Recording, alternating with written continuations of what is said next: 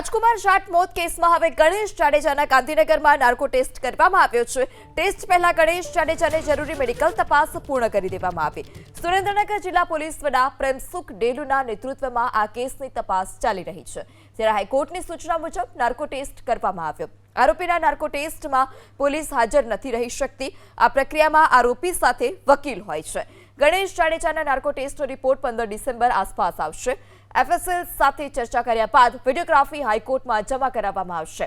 9 March 2025 રાજકુમાર જાટને માર મારવાનો પિતા રતનલાલ જાટે ગણેશ જાડેજા પર આરોપ લગાવ્યો। માર માર્યા બાદ રાજકુમાર જાટનો મૃતદેહ રાજકોટ અમદાવાદ હાઈવે પરના તરઘડિયા નજીક ઓવરબ્રિજ પરથી મળી આવ્યો હતો। આ કેસમાં 5 ડિસેમ્બરે રાજકોટની કોર્ટે ગણેશ જાડેજાનો નાર્કો ટેસ્ટ કરવાની મંજૂરી આપી હતી। अधिकारी प्रेमसुख डेलू साथे सीधी बात करिए। सर, गणेश गोंडलना नार्को करवामां आव्या, आखी प्रोसीजर शुं हती? आजे नार्को पूरा थई गया के हजू प्रोसेस चालू छे?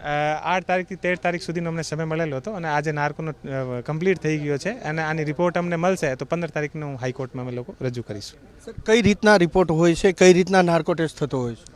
આનો એક આખો વેલ સેટલડ એક સિસ્ટમ હોય છે, એસઓપી હોય છે અને આ એસઓપીનો પાલન કરીને અને આખો થતો હોય છે અને પોતાના એડવોકેટ અને ત્યાં બધા હાજર હોય છે અને અમારી સાથે જે આખો કેસ હોય છે આની ચર્ચા કરીને અને પછી એફએસએલ ઓફિસર જે હોય છે જે આના જે સાયન્ટિસ્ટ હોય છે અને ડૉક્ટર્સ હોય છે એ પોતપોતાના રીતેથી એસઓપી આધારિત કરતા હોય છે। તમામ હેતુ શું હતો? માત્ર પરિવારે આક્ષેપ લગાવ્યો, એ આક્ષેપની ચકાસણી માટેનો હેતુ હતો કે તમારી તપાસમાં જરૂર હતી નાર્કો ટેસ્ટની?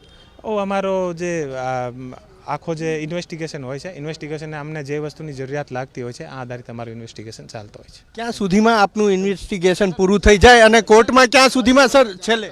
15 તારીખના કોર્ટમાં।